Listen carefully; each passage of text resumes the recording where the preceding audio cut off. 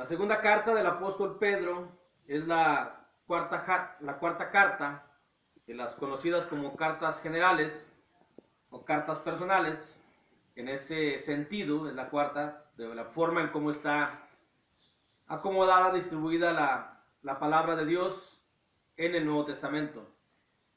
Esta carta del apóstol Pedro, que es la segunda que él escribió como carta personal, esta carta describe la necesidad de un crecimiento espiritual. Nos dice con ello que es necesario que aquel que se ha convertido, de aquel que es cristiano, día con día tiene que ir creciendo en el sentido espiritual, en el conocimiento, en todas las virtudes que debe tener un cristiano en fe. Es decir, un cristiano no puede permanecer de la misma manera en cómo llegó al cristianismo, de cómo llegó al bautismo, sino que tiene que ir paso a paso hacia adelante, fortaleciéndose cada día más en la verdad, en el camino, en la palabra de Dios. Nos lo pone y lo describe el apóstol Pedro como una necesidad, como un requisito para poder estar algún día con la presencia de Dios. Por ello es algo imperativo que todo cristiano debe de hacer, crecer día con día en el conocimiento y en todas las virtudes de la vida cristiana espiritual que debe de hacer cada uno si quiere uno permanecer y quiere uno entrar en el reino de los cielos y vivir eternamente al lado de Dios. Dice la segunda carta, capítulo 1, versículo del 5 en adelante, dice: vosotros también, poniendo toda diligencia, por esto mismo añadid a vuestra fe virtud, a la virtud conocimiento, al conocimiento dominio propio, al dominio propio paciencia, a la paciencia piedad, a la piedad afecto fraternal y al afecto fraternal amor. Porque si estas cosas están en vosotros y abundan, no os dejarán estar ociosos ni sin fruto en cuanto al conocimiento de nuestro Señor Jesucristo. Pero el que no tiene estas cosas tiene la vista muy corta, es ciego, habiendo olvidado la purificación de sus antiguos pecados. Por lo cual, hermanos, aquí es donde viene la descripción de la necesidad del crecimiento espiritual. Por lo cual, hermanos, tanto más procurad hacer firme vuestra vocación y elección, porque haciendo estas cosas no caeréis jamás. Y lo pone como requisito, porque de esta manera os será otorgada amplia y generosa entrada en el reino eterno de nuestro Señor y Salvador Jesucristo. Todo esto tiene que ejercer, tiene que practicar todo cristiano para poder entrar algún día en la presencia de Dios por toda la eternidad en los cielos. No es algo como lo describen otro tipo de personas, de grupos religiosos, de que es a través de misas, a través de cosas, ya después de que la persona ha muerto. No es a través de indulgencias, no es a través de nada, es a través de un crecimiento espiritual aquí en la tierra. Primero una entrada al cristianismo y después de entrar al cristianismo la persona tiene que crecer, el cristiano tiene que crecer. Esto lo dice el versículo 11, este es como un requisito para poder entrar en los cielos, en el cielo por toda la eternidad con Dios. Porque de esta manera, esta es la manera donde será otorgada amplia y generosa entrada en el reino eterno de nuestro Señor y Salvador Jesucristo. Tiene uno que crecer, tiene uno que vivir la vida cristiana, que le guste a uno la vida cristiana, por eso tiene uno que añadir a la fe virtud, a la virtud del conocimiento, dominio propio, paciencia, afecto fraternal, amor, todo eso tiene que sentir el cristiano para poder llegar algún día a vivir delante de la presencia de Dios. Describe también la manera en cómo entender la palabra de Dios, cómo entender la Biblia. Dice el capítulo 1, versículo 20. Entendiendo primero esto, que ninguna profecía de la Escritura es de interpretación privada.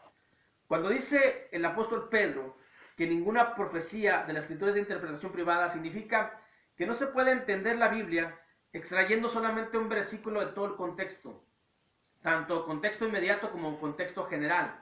Que cualquier parte de la Biblia se tiene que entender utilizando toda la Escritura, de Génesis a Apocalipsis.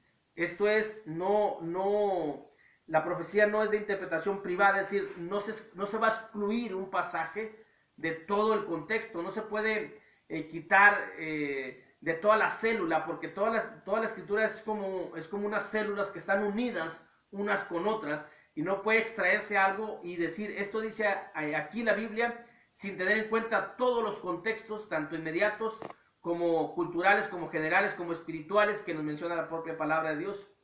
Así es como se debe entender. Si uno agarra un pasaje a estudiar y tiene que buscar dónde están las ayudas de la propia Biblia para poder entender ese pasaje. No tiene nada que ver aquí de que solamente ciertas personas es exclusivo para ciertas personas. Todos podemos llegar a entender la Biblia, obviamente teniendo un Espíritu Santo, que esa es la clave de todo. Tener el Espíritu Santo para poder entender la Biblia. Y el Espíritu Santo nos va a ir guiando en la propia biblioteca de Dios a ir buscando.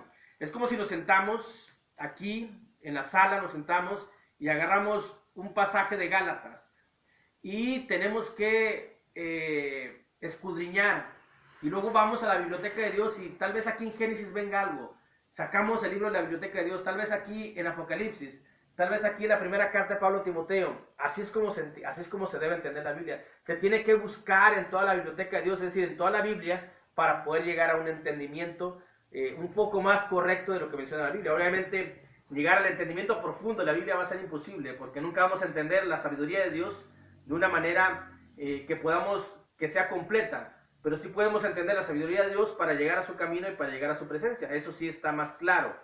También el apóstol Pedro describe la advertencia a cuidarnos de los falsos maestros. Hay muchos maestros bíblicos por todo el mundo, pero muchos son falsos maestros. Y aquí vemos las características que tienen los falsos maestros.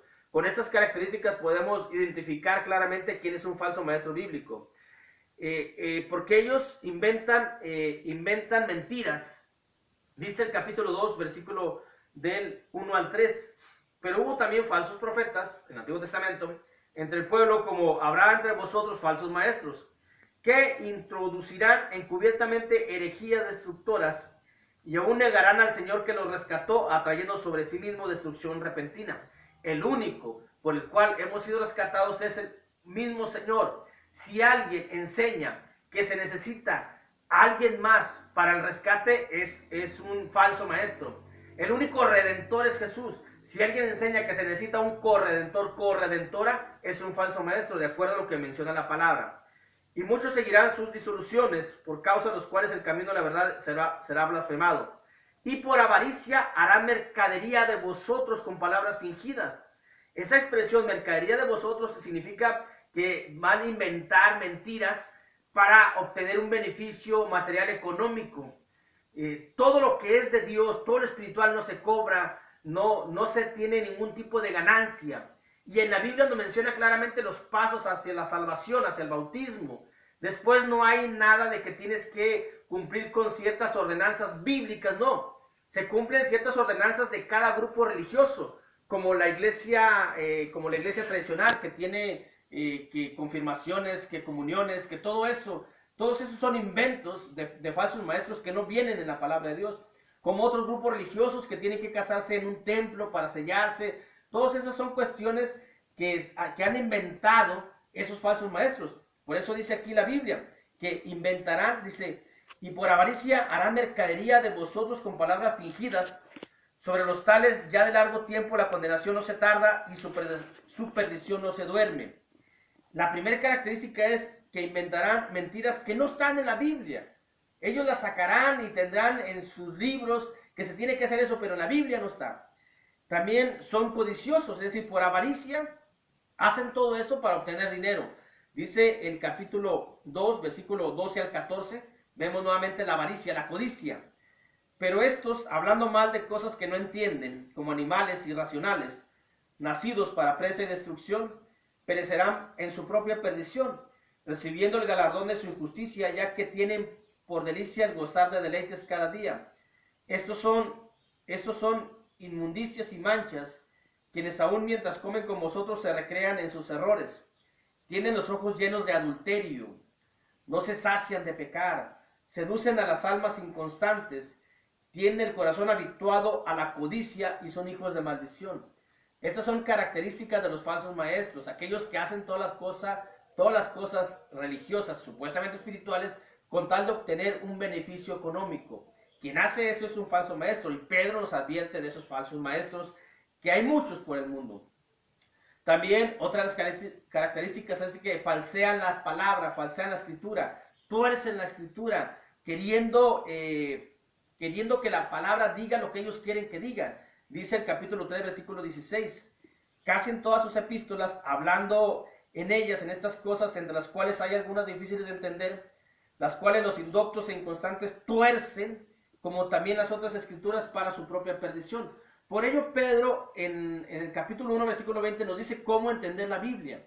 Cuando una persona, un falso maestro, quiere extraer un versículo y quiere a fuerzas enseñar ese versículo de una manera que le convenga a él o para su ideología religiosa, pero deja todo el contexto general, particular, inmediato, espiritual de la propia palabra, está torciendo la escritura. Cuando la expresión torcer es como en México, aquí conocemos fácilmente, claramente cómo eran los judiciales, cómo les torcía la mano los policías, o cualquier persona que te tuerce la mano con decir, ¿verdad que sí, verdad que sí, verdad que sí?